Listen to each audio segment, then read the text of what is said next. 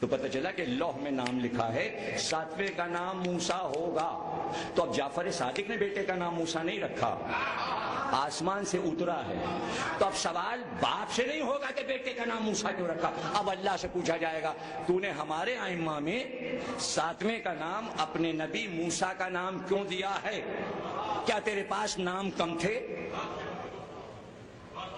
جب تو نام رکھتا ہے محمد علی حسن اور حسین, اچھے اچھے نام نئے نئے ہیں, تو یہ پرانا اتنا پرانا نام تو نے کیوں میرے 7ویں امام کا نام رکھا؟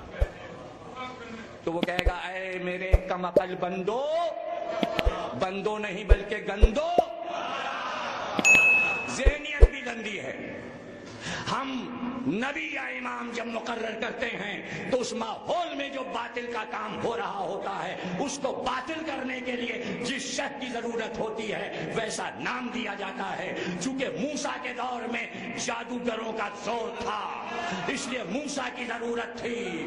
اب ہارون رشید کے دور میں پورا عالم اسلام جادو دکھا رہا ہے, تو اب پھر امامت کی تاریخ میں موسیٰ کی ضرورت. اور جادو بھی ایسا جادو کہ فرعون نے سارے جادوگر جمع کیے ہوئے تھے, جادوگر جمع تھے. ہارون رشید بھی فرعون بن گیا. ہر ایک کو بڑے بننے کی ہوتی ہیں, جیسے اسرار کو بڑے بننے کا شوق ہے تو ہارون کو بھی فرعون سے بڑا بننے کا شوق ہوگا. اس نے کہا بھئی انڈیا کے بھی جادوگر بلائے جائیں, اس لیے کہ اس وقت سب سے زیادہ ترقی یافتہ جادو میں مصر تھا یا ہندوستان, دونوں کا مقابلہ. اب عرب میں اتنا جادو نہیں تھا اس لیے کہ رسول اللہ نے سب کو فنا کر دیا تھا. اب ہارون کے دور میں آتے آتے ڈھونڈے گئے جادوگر, انڈیا سے بلاؤ, ادھر سے بلاؤ. ان کا بھائی کلکتے سے بلاؤ, ان کا بھائی وہاں کے جادوگر تو تاش کے پتے پھیرتے ہیں, ایسے کرتے ہیں اور اس میں جادو دکھاتے ہیں, ان کو بلا لو. ان کا دیکھیے جناب وہ تاش کے پتے ہیں اس میں جادو کرتے ہیں. اب وہ جناب بڑے اہتمام سے لایا گیا ہندوستان کے جادوگر کو. ہارون رشید نے کہا تاش کھیلنا ہمیں بھی سکھاؤ, اسی لیے حرام ہے, یہ جادو ہے. شطرنج حرام, تاش حرام. اب یہ حرام کی کیا تعریف, حرام تو حرام ہے. اب کرنے کو بھائی ٹھیک ہے, بچوں سے دور رکھیے, بچوں سے تو زیادہ اچھا ہے. اس چیز سے بچوں میں مکاری آ جاتی ہے, کھیلنے کو کھیلے, عیاری آ جاتی ہے, ماں باپ کا احترام ختم ہو جاتا ہے, بزرگوں کا احترام. یہ ہیں حدیثیں. وہ تاش سکھانے لگا ہارون کو. انہوں نے کہا بھائی دیکھو, ہارون نے کہا جادو دکھاؤ. کہا جادو دکھائیں گے. کہا کوئی ایسا جادو اسی میں سے نکالو کہ لئے پتے اڑتے ہیں ہوا میں. اس نے یوں کیا, اچھا لمبا, سارے پتے ایک دوسرے سے جڑے ہوا میں اڑ رہے ہیں. کہتے تو پھر تم روٹی بھی اڑا سکتے ہو. کہاں, یہ تو اسی سے تو شاخ جا رہی جادو کی. کہا اچھا ہم دیکھو ایک دعوت کریں گے, دسترخوان پہ روٹیاں رکھی جائیں گی, چپاتی روٹیاں پکنے لگی تھیں, خمیری نہیں, پتلی پتلی چپاتیاں. بٹھا دیا سب کو. کہا بلاؤ شیوں کو, بلا کے بٹھاؤ. ہارون نے کہا شیوں کو بٹھاؤ. جادوگر سے کہا تیاری ہے, کہاں. کہا جاؤ قید خانے سے موسیٰ کاظم کو لے آؤ. قیدی کو لایا گیا, دسترخوان پہ بیٹھ گیا. اب کھانا شروع ہو, کھانا شروع ہو. امام نے اشارے سے جو غلام شیعہ تھا اسے اشارہ کیا, روٹی چھونا نہیں, منع کے ہاتھ نہ بڑھانا. بس جو ہمارے ائمہ کا بھوکا کوئی اگر روٹی کا ہے تو اس سے غلطی ہو جاتی ہے, کتنا ہی بڑا شیعہ کیوں نہ ہو. اگر روٹی کا بھوکا ہے, پیسے کا بھوکا ہے تو غلطیاں کرے گا, پھر کہا نہیں مانے گا رہنما کا. امام اشارے سے کہہ رہے ہیں بھائی برداشت کر لو, روٹی نہ اٹھانا, مگر اس نے ہاتھ بڑھا ہی دیا. جیسے ہی روٹی پہ ہاتھ بڑھایا, جادوگر نے اشارہ کیا, روٹی ہوا میں اڑ گئی. اس نے گھبرا کے ہاتھ کھینچ لیا. اب نادان میرے کچھ دوست ہیں ایسے ذاکرین اور علماء, لکھنے والے بولنے والے, کہتے ہیں امام نے ہاتھ بڑھایا, اس کی کیا مجال امام کے ہاتھ کی روٹی اڑا دے.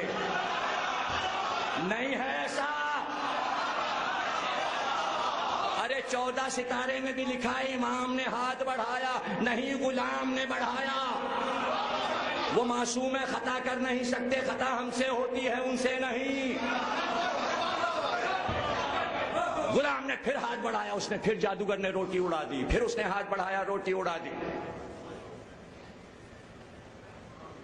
اب یہ دوسری بات ہے کہ غلام غلطی کرے لیکن امام کو یہ نہیں منظور کہ میرے غلام کا مذاق اڑے. ارے جملے کی قدر نہیں کی ہے. ہر امام دیکھتا ہے کہ شیعہ اگر ہماری ہدایت پہ نہیں چل رہے تو نہ چلے, لیکن ہم مذاق قوم کا نہیں اڑنے دیتے. یہ ہے امام زمانہ. قوم کا مذاق نہیں اڑ سکتا کہ اسرار مذاق اڑا کے چلا جائے شیعوں کا. یہ نہیں ہو سکتا. امام موجود ہیں. جواب ملتا ہے امام جلال میں آئے, میرے شیعہ کا مذاق اڑا ہے, ہاتھ سے روٹی اٹھائی جا رہی. ہارون جہاں تخت پہ بیٹھا تھا, پیچھے جو قالین ایرانی قالین لگا تھا اس پہ بہت بڑا ایک شیر بنا ہوا تھا, زرد رنگ کا شیر. جیسے ہی دیکھا کہ غلام میرا کانپنے لگا اور چہرہ اس کا اتر گیا اور ہارون ٹھٹھے لگا رہا ہے اور جادوگر مذاق اڑا رہا ہے دین کا, کہ ایک بار موسی کاظم کی نگاہیں قالین پہ پڑی اور ایک بار شیر سے آنکھیں ملا کر کہا, اے مخلوق خدا اس جادوگر کو لے جا.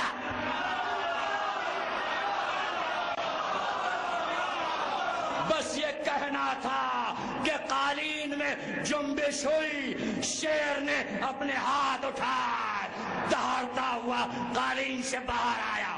قالین سادہ ہو گیا, شیر باہر آ گیا, لوگوں کو پھلانتا ہوا.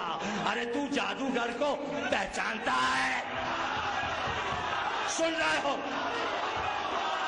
سب کو ہٹاتا ہوا جادوگر کو پنجہ مارا, سینے پر گھٹنا رکھا, دہانہ کھولا اور پورا نگل گیا. کہاں سمجھ رہے ہو؟ شیر نگلتا نہیں ہے, ٹکڑے کرتا ہے, اژدہا نگلتا ہے, لیکن شیر نے عادت بدل لی, چونکہ کہا تھا نگل جا. مجلس سنو, نگل جا تو نگلا. ارے جیو سلامت رہو تو, عمر دراز ہو تمہاری. کہا تھا نگل جا تو نگل گیا. ادھر نگلا, ادھر امام نے اشارہ کیا واپس جا. پھر تصویر بنا. ہارون تو بے ہوش ہو گیا, درباری تو بے ہوش ہو گئے. اب پتہ چلا دنیا بے ہوش ہو جائے, بادشاہ کون ہے؟